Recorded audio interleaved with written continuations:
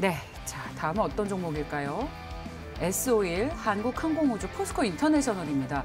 네, 이 종목군들은 시장의 어떤 급등락과 관계없이 꾸준히 흐름이 좋았던 그런 테마들 중에 대표주들이 오늘도 공교롭게 포함이 돼 있어요.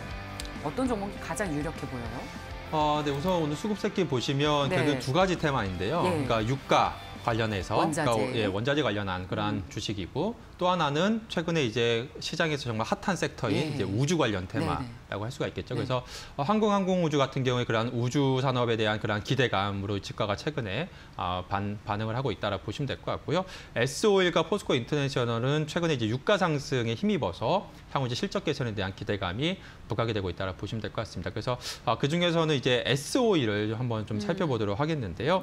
우선 S-오일 같은 경우에는 지금 주목해야 될 부분이 아시다시피 최근에 국제유가가 지금 3일 연속 좀 상승을 하고 있습니다. 지금 WTI 서부 텍사스 중진료가 어제 기준으로 이제 $55를 지금 회복을 했는데요. 지금 코로나19 확산 이전 수준으로 회복을 했다라고 그렇게 보시면 될 것 같습니다. 그래서 지금 이제 지난해 이제 2020년 연초 수준까지 지금 유가가 지금 회복을 한 상황인데요. 어느덧 지금 그와 함께 그렇다라고 한다면 이제 정유주 같은 경우에는 결국에는 유가 상승과 함께 정제 마진 개선이라는 부분이 좀 따라올 수밖에 없는 그런 부분이기 때문에 S-오일 같은 경우 향후 실적 개선에 대한 그런 기대감이 부각이 되면서 오늘 이제 주가가 상승하고 있다라고 보시면 될 것 같습니다.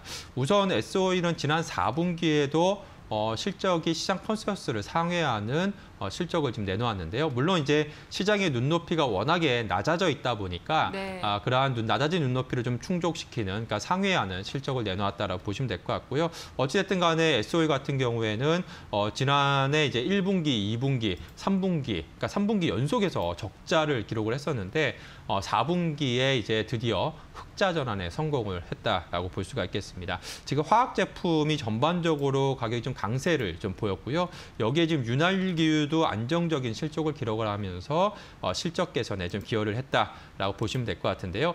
최근에 이제 그러니까 상반기에는 코로나19 팬데믹으로 인해서 전반적으로 전방 산업의 수요 자체가 급감을 했습니다. 그렇지만 3분기부터 본격적 완연하게 좀 회복세를 보였는데요. 뭐 자동차라든지 뭐 가전이라든지 이러한 수요가 지금 계속해서 지금 상승을 하면서 전반적으로 이제 화학 제품이 좀 강세 흐름을 좀 띠고 있다라고 보시면 될 것 같고요.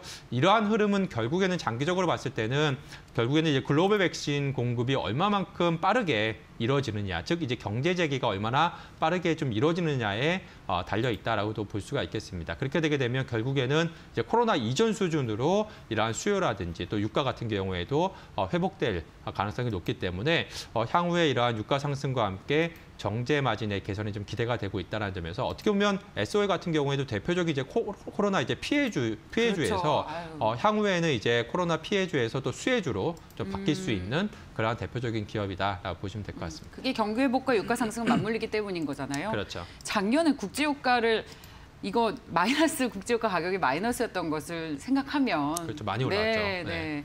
뭐 결국 오를 거였는데.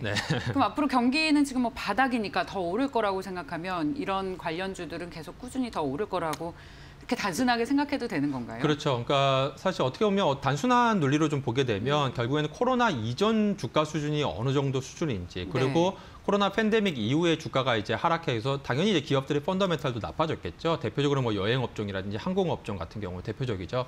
근데 이제 코로나가 끝나고 다시 이제 과거의 이제 실적으로 펀더멘탈로 회귀를 한다라고 한다면 그러면 최소 과거 이제 코로나 이전 정도 주가 수준으로 회복이 될 수 있다라는 그런 가정을 할 수 있을 텐데요. 다만 좀 우려스러운 거는 뭐 여행이라든지 이러한 뭐 항공 이러한 테마 이러한 섹터 같은 경우에는 지금도 여전히 어려운 상황인데 이미 코로나 이전 수준까지 주가는 회복을 했습니다. 그러니까 기대감이 이제 선반영이 다 된 거죠. 그러한 기업들 같은 경우에는 다소 좀 조심스러운 보수적인 관점으로 좀 바라보시는 게 좋지 않을까 그렇게 보고 있고요.